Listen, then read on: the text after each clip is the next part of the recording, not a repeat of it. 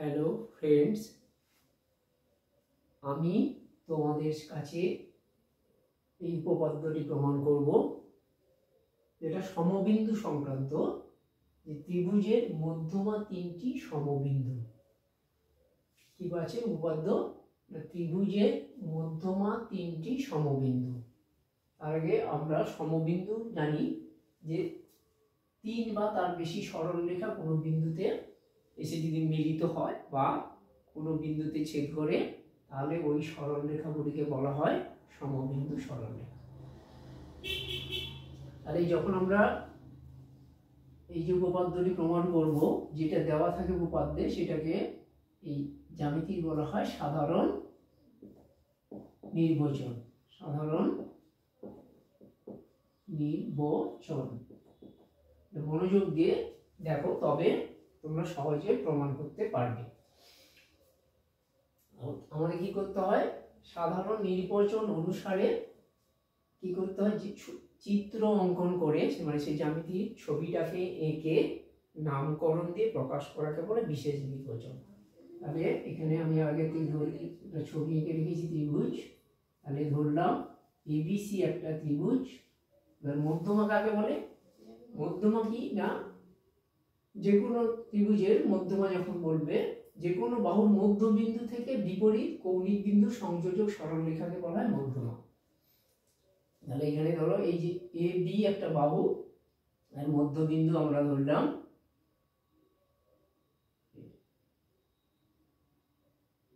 F, আর AC মধ্যবিন্দু ধরে নিলাম ই,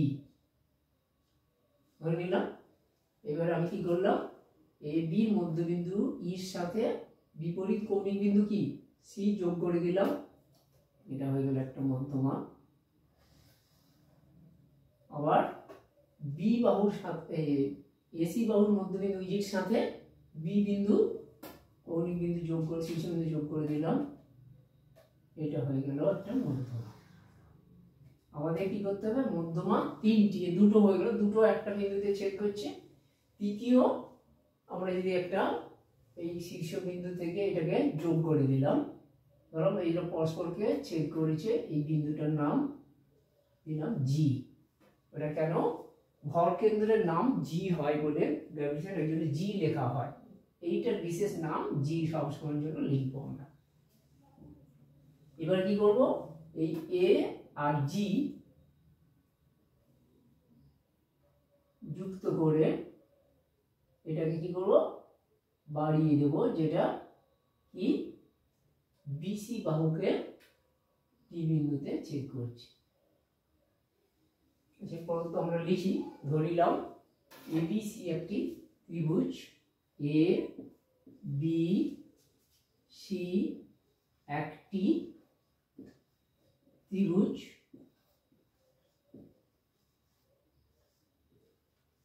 যার বিই আর সি এর মধ্যমা দুটি পরস্পরকে মধ্যমা বি ই ও সি এফ, বিই ও সি এফ। এটা পরে অবশ্যই আনলে আমাদের ভালো হতো বলার সাথে সাথে।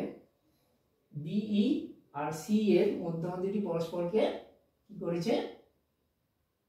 জি বিন্দুতে ছেদ করেছে। জি বিন্দুতে ছেদ করেছে। জি বিন্দুতে ছেদ করেছে। আমরা কি করব এখন? এ জি যুক্ত করে এই জি কে আমরা কি করব? এই এ বিন্দু আর জি বিন্দু, এই ছেদ বিন্দুটার সঙ্গে আমরা যোগ করে এটাকে কি করব? বাড়িয়ে দেব, যা ধরলাম বিসি কে ডি বিন্দুতে ছেদ করেছে। কি করব? এজি যুক্ত করে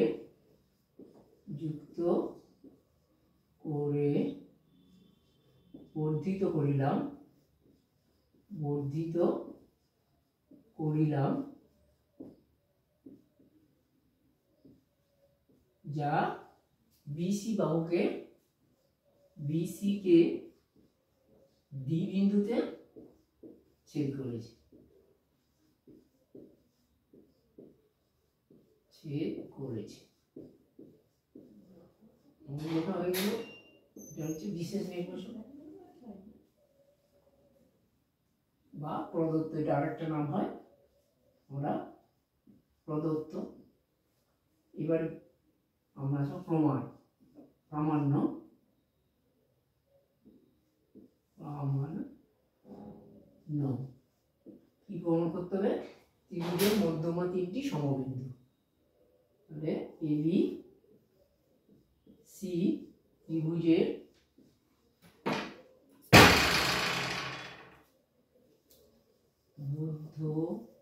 মধ্যমা তিনটি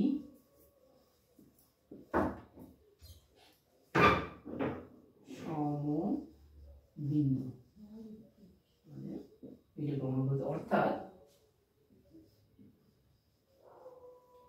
আমাদের কি করতে, এই মধ্যমা তিনটে সমবিন্দু, তাহলে তার আগে আমরা কি লিখেছি, এই যে বিই আর সি এর মধ্যম দুটো জি বিন্দুতে ছেদ করেছে, আর এই যে এ জি যুক্ত করে বাড়িয়ে দিয়েছি, যেটা বিসি বাহুকে কি করছে, ডি বিন্দুতে ছেদ করছে। তাহলে আমরা যদি প্রমাণ করতে পারি যে এই ডি বিন্দুটাই হচ্ছে মধ্যমা হতে গেলে কি হবে, এই এডি যদি মধ্যমা হতে হয় তাহলে এই ডি বিন্দুটাকে বিসির মধ্যবিন্দু হতে হবে। অর্থাৎ মানে কি, এই বিডি সমান আমরা যদি সিডি প্রমাণ করতে পারি তাহলে আমরা প্রমাণ করে ফেলতে পারবো সেই আমরা যে ত্রিভুজের মধ্যমা তিনটি সমবিন্দু। অর্থাৎ আমাদের কি প্রমাণ করতে হবে, যে এডি বিসি এর, ডি বলে দিলে হবে, ডি বিসি এর মধ্যবিন্দু প্রমাণ করলেই, এটা যদি আমরা প্রমাণ করতে পারি, প্রমাণ করলে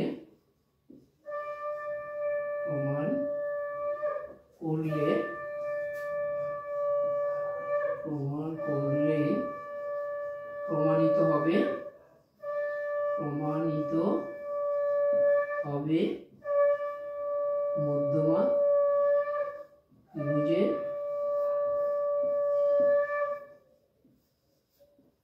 মধ্যমা তিনটি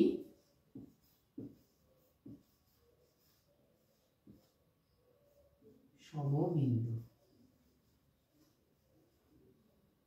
এটা প্রমাণ হয়ে যাবে।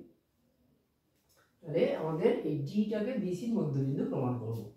তাহলে এইটা প্রমাণ করার জন্য আমাদের কি করতে হয়, প্রয়োজনে অঙ্কন করতে হয়। এখানে অঙ্কন না করলে আমরা প্রমাণ করতে পারবো না।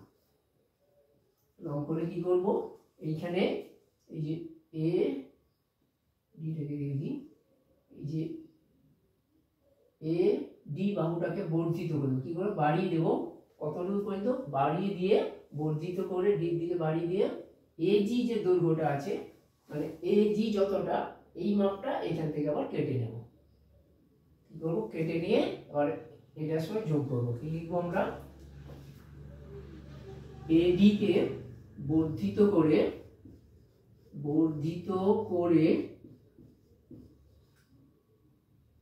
এদিকে বর্ধিত করে এ জি সমান করে কি বলবো, জি এইচ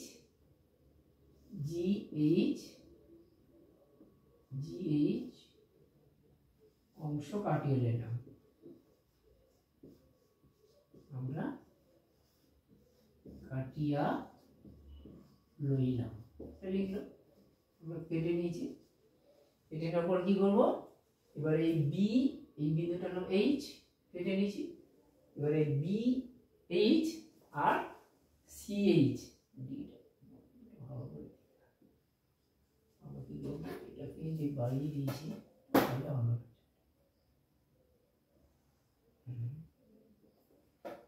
এবার কি বলে, এই বি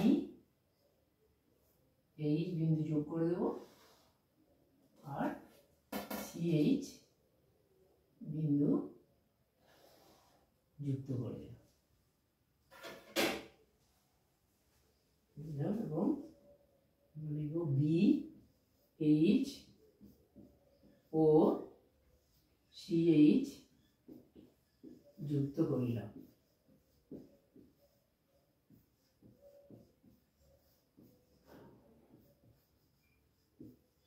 এবারে আমরা আসবো প্রমাণ। এবারে আমাদের আসল কাজ প্রমাণ। এই প্রমাণটা করতে গেলে আমাদের একটু আগের মধ্যবিন্দু সংক্রান্ত উপপাদ্য ছিল, মিড পয়েন্ট থিওরি, ভালো করে মনে করো।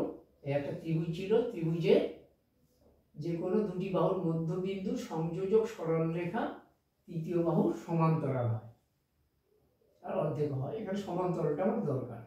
আর এখানে যদি আমরা এ বি মনে করো, সেই সি ত্রিভুজ, এটা ছিল ডি আর মধ্যবিন্দু ই, এই ডি আর ই যোগ করে দিলে যে সরল রেখাটা হলো সেটা এই বিসি ও সমান্তরাল। এইখানে এই যে আমরা এই অংশটার সমান, এই এ জি সমান করে অঙ্কন করেছি, কি টেনেছি, এ জি সমান দৈর্ঘ্য, এটাকে বাড়িয়ে দিয়ে কেটে নিয়েছি জি এইচ। তাহলে এটা কি এর মধ্যবিন্দু হয়ে যাচ্ছে।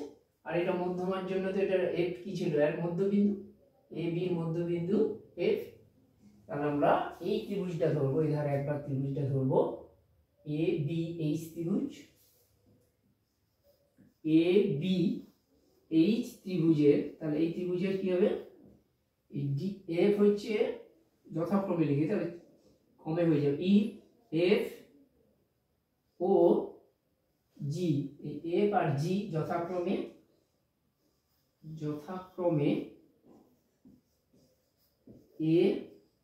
এ বি বাহুর মধ্যবিন্দু আর এ এইচ এর মধ্যবিন্দু, A B O A H এর মধ্যবিন্দু। এটা ছিল এ বি এর মধ্যবিন্দু, এটা প্রদত্ত, এটা আমাদের দেওয়া ছিল। আর এটা আমরা অঙ্কন অনুসারে অঙ্কনানুসারে এবারে আমরা কি করি, যেহেতু ত্রিভুজের এই যে উপপাদ্যটাকে এখানে কাজে লাগাবো, তাহলে এই সরল রেখাংশের সঙ্গে এই সরল রেখাটা কি হবে, সমান্তরাল হবে। তাহলে আমরা লিখবো এফ বা বিএইচ, আগের যেটা লিখতে পারি বিএইচ, বিএইচ সরল রেখা সমান্তরাল এফ জি, এটা সমান্তরাল। অর্থাৎ আমাদের দরকার আছে এই অংশটা, এটাকে কি করবো, সমান্তরালীকরণ করে এখানে এই যে এফ জি যে অংশটা, এই সরলরেখার তো সি এফ এই একই সরলরেখা। তাহলে আমরা এই অংশটার সাথে সরলরেখার সি জি সঙ্গে বি এইচ সমান্তরাল, অর্থাৎ এটা লিখে দিতে পারি। অর্থাৎ আমরা লিখবো ওই বি এই যেমন লেখা আছে এটা লিখবো সমান্তরাল, এফ জি জায়গায় লিখে দেবো সি জি বা জিসি, যেটা লিখতে পারি সি জি। তাহলে এই বাহুটার সাথে এই বাহুটা কি হয়েছে, প্যারালাল হয়ে গেছে। আবার আমরা এই ধারের ত্রিভুজটা চলে আসবো, এ সি এইচ বা এ এইচ সি। আবার কি করব, ওই ত্রিভুজটা ধরবো, আবার ত্রিভুজ এ সি এইচ, এই ত্রিভুজের এর কি হবে, এই ত্রিভুজের এইটার মধ্যবিন্দু ই ও জি যথাক্রমে এসি ও এসি, আর এটা এ এইচ এর মধ্যবিন্দু এ এইচ এর মধ্যবিন্দু। তাহলে একইভাবে আমরা প্রমাণ করতে পারি, কি পারি, এখানে বি এই সরলরেখাটা কত, এই সরলরেখাটার সাথে এই সরলরেখাটা সমান্তরাল। এই জন্য আমরা অনুরূপে প্রমাণ করতে পারি, এখানে লিখে দেব অনুরূপে প্রমাণ করতে পারি,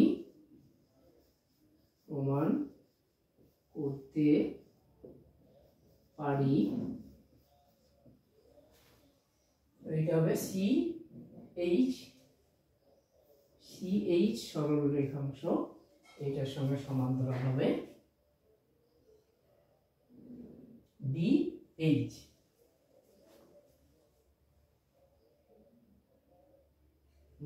CH এর সঙ্গে BG, CH সমান্তরাল BH না BG সমান্তরাল। তাহলে এবারে দেখো এবারে এই বাহুটার সাথে এই CH, এই CH এর সঙ্গে BH সমান্তরাল, আর তার আগে যে BH, এই BH এই সরলরেখার সাথে এই সরলরেখাটা সমান্তরাল। তাহলে এইটা যখন একটা চতুর্ভুজ হয়ে যাচ্ছে, এই যে চতুর্ভুজ GBHC বা BHCG এভাবেই ধরি, এই চতুর্ভুজটার নাম আমরা লিখব। এই চতুর্ভুজের বিপরীত বাহুগুলো কি? বিপরীত বাহুগুলো পরস্পর সমান্তরাল।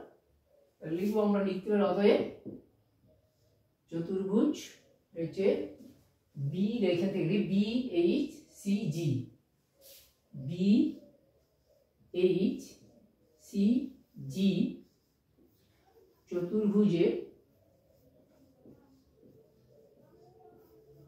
কি আছে? এই বাহুগুলো সমান্তরাল লিখে দেবো, এখানে যেটা পেয়েছি আর এখানে যেটা পেয়েছি।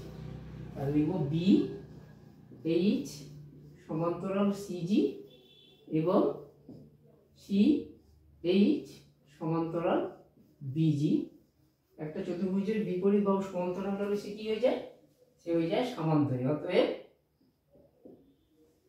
BGCH, BGCH একটা সামান্তরিক, BGCH একটি সামান্তরিক। এবারে ব্যাপারটা হলো, আমরা জানি সামান্তরিকের কর্ণ দুটি পরস্পরকে কি করে, এই দুটো কি কর্ণ হয়ে যাচ্ছে, কর্ণ দুটো পরস্পরকে সমদ্বিখণ্ডিত করে। এটা একটা উপপাদ্য আছে যে সামান্তরিকের কর্ণ, এটা BC কর্ণ আর এখানে H, এই যে কর্ণ দুটো পরস্পরকে কি করছে, D বিন্দুতে সমদ্বিখণ্ডিত করছে। তাহলে হবে, তাহলে এই কারণে এই দুটো সরলরেখা পরস্পর সমদ্বিখণ্ড করে, এই অংশটার সঙ্গে এই অংশটার সমান আমাদের প্রমাণ হয়ে গেল। অর্থাৎ BD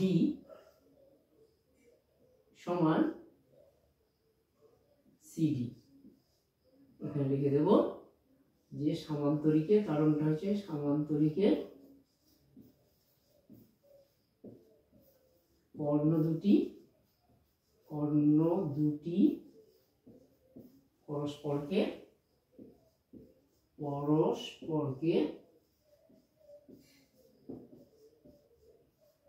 সমদ্বিখণ্ডিত করে।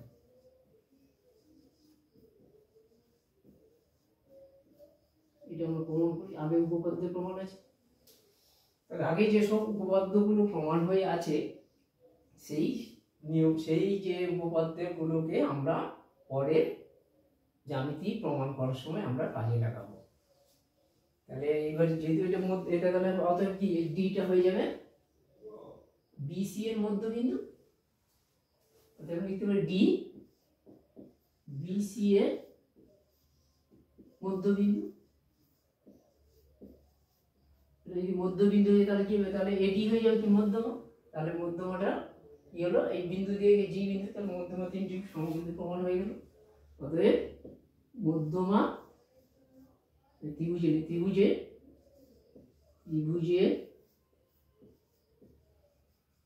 মধ্যমা তিনটি সমবিন্দু প্রমাণ।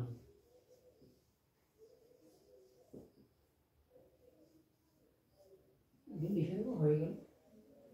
তাহলে এটা জ্যামিতি লিখতে গেলে এই যে সাধারণ নির্বাচন প্রদত্ত যেটা দেওয়া থাকবে, প্রামাণ্য, অঙ্কন আর প্রমাণ, এইটা সম্পূর্ণভাবে লিখলে তবে আমাদের যে নাম্বার 5 থাকে 5-এর আমরা তবে 5 পাবো। এবার যুক্তি দিয়ে লেখাটাই হলো প্রমাণ। আর এই প্রমাণ করতে গেলে এর আগে যে সকল উপপাদ্য প্রমাণ হয়ে গেছে, মানে জ্যামিতিক সত্য উপপাদ্যকে বলে, সেগুলোকে আমরা কাজে লাগালাম। এটা একটা, আর এখানে যে সামান্তরিকের কর্ণ পরস্পরকে সমদ্বিখণ্ডিত করে। তো ভালো লাগলে এই চ্যানেলটিকে তোমরা বেশি বেশি করে লাইক করো, শেয়ার করো আর কমেন্ট করো, আর সাবস্ক্রাইব করে রাখো। নতুন কোনো ভিডিও আপলোড হওয়ার সাথে সাথে সবার আগে তোমাদের কাছে পৌঁছবে।